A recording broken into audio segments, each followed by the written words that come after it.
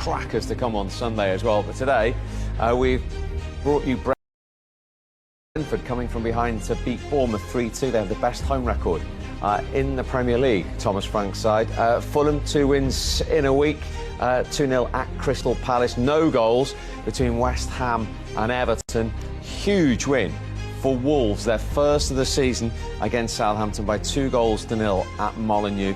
For the first time in Pep Guardiola's managerial career, he has lost 4 games in a row. Back-to-back Premier League defeats for the champions, beaten 2-1 by Brighton, having been a goal to the good, and Liverpool beating Villa 2-0. So on Sunday, we'll bring you Manchester United-Leicester. That's the last game, of course, under Ruud van Nistelrooy before Ruben Amorim takes charge. We'll keep you up to date with Newcastle at Forest, Spurs at home to Ipswich, and then the London derby at Stamford Bridge as Arsenal go to Chelsea. So Ipswich Town are now the only side yet to win in the Premier League this season. They can change that at Spurs, of course, on Sunday, but Wolves' win lifts them off the bottom up to 6 points. Southampton now propping the table up, and Palace just a point above the drop zone. And there's the screenshot for the Liverpool fans heading into the international break. Played 11, won 9, only 1 defeat, 5 points clear of Manchester City, and Arsenal, of course, if they were to lose to Chelsea tomorrow, would suddenly be 10 off Liverpool, 11 games in. Villa stay in 8th position.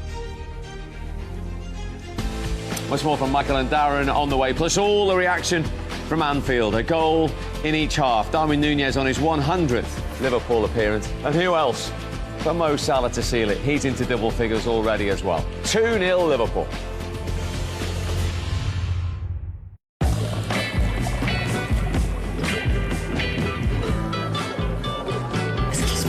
Enjoy responsibly, not for persons under the age of 18. Congratulations, Alexis, on a win that takes Liverpool 5 points clear at the top of the table heading into this international break. How significant does that feel? Thank you very much. Yeah, definitely a very big win against a very good team. I think we dominated the game. We played a very good game. The goals came in counter-attacks, but I think overall the team played a very good game. So we are happy with it. We know that, as you said, we are top of the league, but there is still a lot of games, so we take it step by step. As a former Brighton player, your old club did you a bit of a favour coming into this game. Did you know the result before your game kicked off? Yeah, I did know. We were watching the game. Happy for Brighton. As you know, I have a very special feeling for them. I'm really grateful. And at the same time, they are in a very good moment. They won against one of the best teams in the world right now. So happy for them, but we are not thinking about other teams. We just focus on ourselves. I know you'll say it's early in the season, but does it feel like you've got a real hold of this title race now? Yes, of course. If you are top of the league, 5 points ahead, then it means something. But as I said, I think we have to go step by step. If you asked me before the season started, I wouldn't say that we were candidates, but now it looks like. So we are going to keep working and try to keep getting better. And when you have a player in your team like Mo Salah, it's quite incredible, isn't it? He already has 20 goal involvements this season alone. What is it like to have a teammate like him? Yeah, he's so good and so important for this team. I think we all know. Not just for the team, for the club as well. He's a legend here, so happy for him. And yes, when you have him, you know that he's gonna deliver. He's gonna get the numbers. So yeah, we're happy that he's playing for us. Congratulations and well done tonight. Thank you very much.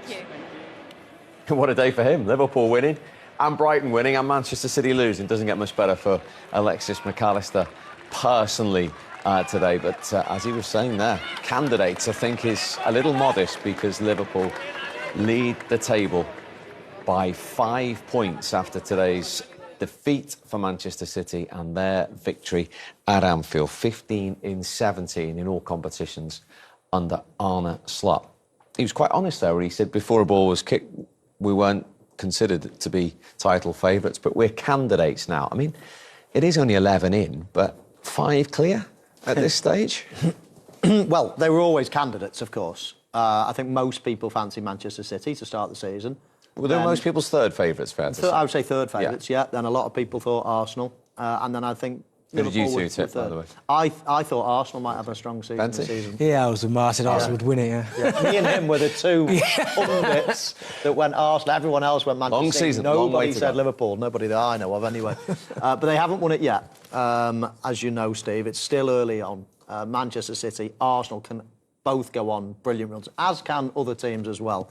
But what a lovely position to be in. I mean, that many points ahead already. And more importantly, other teams wobbling. You know, you'd never like to see players injured, but of course, you know, Manchester City with Rodri out for the majority of the season, a few problems off the pitch. They've got a smallish squad, and if you get a few injuries to the squad, then it can be a problem. That's what's happening at the moment. And by the time they shake themselves down and get back on the straight and narrow, it might be gone if they continue in this form. You know, Liverpool might be 10 points ahead by Christmas. So you never know, but I mean, at this stage of the season, Liverpool are pinching themselves, thinking, you know, their two main challengers are both faltering at the moment. Let's point out, we are concerned, obviously, with the Premier League, but Liverpool at the moment, as we sit here, are top of the Premier League and the Champions League. I mean, talk about combining the two fronts with a new manager following Jurgen Klopp. Yeah, I mean, it's been pretty much faultless. But I never really worried about Liverpool and Arne Slot coming in because a lot was made of the way Jurgen Klopp played football. But Arne Slot was coming into a very good team. I mean, you're talking about Allister, one of the best goalkeepers in the Premier League. Van Dijk, one of the best centre-backs. Trent's probably the most technically gifted fullback we've ever seen in Premier League history. You've got Salah, one of the greats. So I almost felt like him coming into this Liverpool side wasn't going to be a massive change. All he's had to do is tweak one or two small things, but the team almost picks itself. So the fact that Liverpool are kind of pushing and look like they are probably one of the favourites for the Premier League, it doesn't really surprise me. Yes, I thought Manchester City would be better, and I didn't think they'd lose Rodri, which is unfortunate. I thought Arsenal would look better, but the Odegaard situation and one or two decision-makings, maybe the pressure's getting to Arsenal a little bit. But I always felt Liverpool would be in the mix. Now, yes, they've been pretty much faultless. I still don't think we've seen them play to their absolute maximum yet, but again, if you're a Liverpool fan, that's got to be a positive, right? You're 5 points clear and you're still probably at, I'd say, 90%. I still think there's a little bit extra. I think the Brighton game, I think last weekend they gave them problems. I think Villa, a couple of set plays, Kelleher pulled them out a little bit. So as good as Liverpool have been, and they have been fantastic, I still think there's a little bit more room for improvement. And there's certainly room for improvement with Darwin Núñez, because he's a bit of an enigma, isn't he? He arguably could have had a hat-trick today. 2 great chances, but he did get that all-important first goal with a very good finish that you were impressed with from the Villa corner. Yeah, Steve, this was a theme of the match. Villa, every time they had a corner, it seemed like Liverpool would go on a counter and either score or had a very good chance. I mean, I know Villa have got a set-piece coach, but they need to mop up on set pieces 4. This was a very good goal. This is a very good finish. Said before, when he doesn't have time to think, when it all comes natural, then Núñez can finish. Referee plays a good advantage, got to mention that. I think there's a sending off and a free kick for Liverpool. However, of course, they'd like the play to continue and to score the goal, and it was a lovely finish. I like the way he lifts it here because Martinez, he knows that Núñez wants to go around the goalkeeper here, so he stays on his feet and actually does well. He gets across fine, but just lifting that ball into the roof of the net was the finish that was just called for at that time, and obviously puts Liverpool ahead at the top end. Is the difference here? A lot of people saying about Arsenal, they're playing Havertz, Jesus, they still need a striker. If anything happens to Haaland, now Alvarez has gone at City, what happens there? Where Liverpool, when they've all fit, Jota's not available at the moment, they've got 5 for 3 positions. Yeah, I mean, you could say, it wasn't a problem for Arsenal last year, but then a little bit of luck with injuries because they weren't that many. So they all got their goals. I think Arsenal were second highest goal scorers in the league last year, so it wasn't much of an issue. But when you get scenarios like this, where they are struggling to find the net, and then you look at the options, as you said, that Liverpool have got, because I agree with you, if City were to lose Haaland, that's equally as impactful, if not more, than Rodri, because for me, he's their main source of goals. If he doesn't score, who's going to step up and score goals consistently? But for Liverpool at the minute, as you said there, if Salah doesn't score, I mean, he seems to be the mainstay because he's so durable. If he doesn't score, I know Jota's out, but he's shown that he's more than capable. Gakpo can come on and get a goal. Darwin Núñez will get his goals. Luis Diaz. They've got so many different options, and again, that has to play into Liverpool's favour because no centre-forward goes the whole entire season where you're scoring goals every single week. At some point, you have a bit of a dry spell. For Liverpool, if one of them has a dry spell, Salah has a dry spell, they've got another 4 options, so you have to say that obviously plays into their hands. Salah's certainly not having a dry spell at the start. He's into double figures now. His goal sealed it. Yeah, like he just doesn't go through dry spells, does he? He's just a goal machine.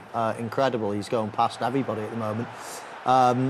Up another place in the standings not so long ago, the Premier League all-time standings. This is, you know, you never doubt when Mo Salah's got time like this. You don't doubt him anymore, do you? You know, conversely, when we see Darwin Núñez going through one-on-one, you sort of think, oh, he's not going to score. Whereas, I mean, you spotted this, Benty. Just explain this defending, please. Yeah, I mean, for Konza, it's got to go and affect the ball. Mo Salah's the most dangerous that I think there. Go and affect the ball. This is incredible. But he chooses to opt and go away, and he almost makes up Salah's mind for him. And in that position there, being Salah, being the goal scorer that he is, he's probably delighted that Konza's done that. Because if Konza goes and affects the ball, he has to play it, square it. I mean, of course, it's a tap-in for Luis Diaz.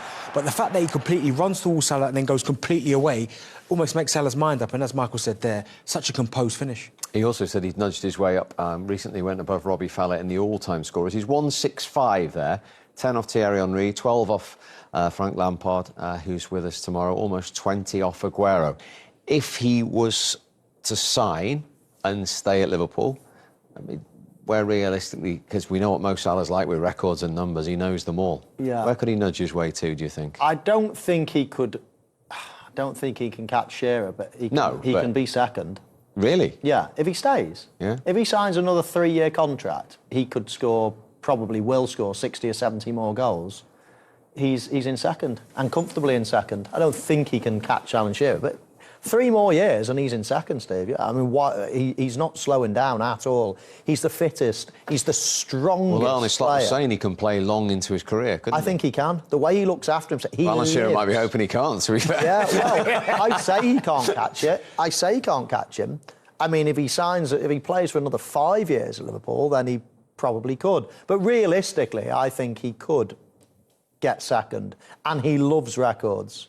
And he's a fitness fanatic. He's the most dedicated footballer. He never misses games. He never gets injured. He's an absolute beast. He lives in the gym. He lives for scoring goals and breaking records. So if he stays at Liverpool, yeah, I think he can get second. Yeah, I mean, I wasn't expecting second from Michael, but I definitely thought when I looked at the graphic, him being on 165, 200, he'll get to in that 200 club, I think, for sure.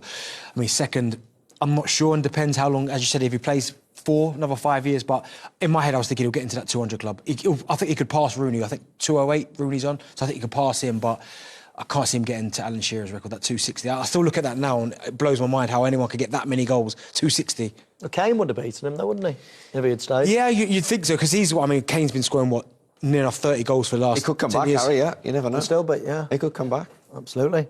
He should come back. Welcome back. Let's get some Aston Villa reaction then. Beaten for the 4th time in a row in all competitions. Bad week for Aston Villa and their manager, Unai Emery. Well, Unai, is that one of those games where you can separate the performance from the result? Good evening, yes. I really think it's like that. We perform like we planned before. Of course, the result was not good, but I think we had to try to be consistent in our structure, how we are building it and how we are responding. With the result, of course, is better because we had to compete and build the team. But I think we played the match we planned before. We had chances to score. We had one penalty, maybe potential penalty for me, clear. Is that the one at the end on Pau Torres? I think with VAR, I think was penalty. I think, but okay, I have to accept as well the decision of the referee.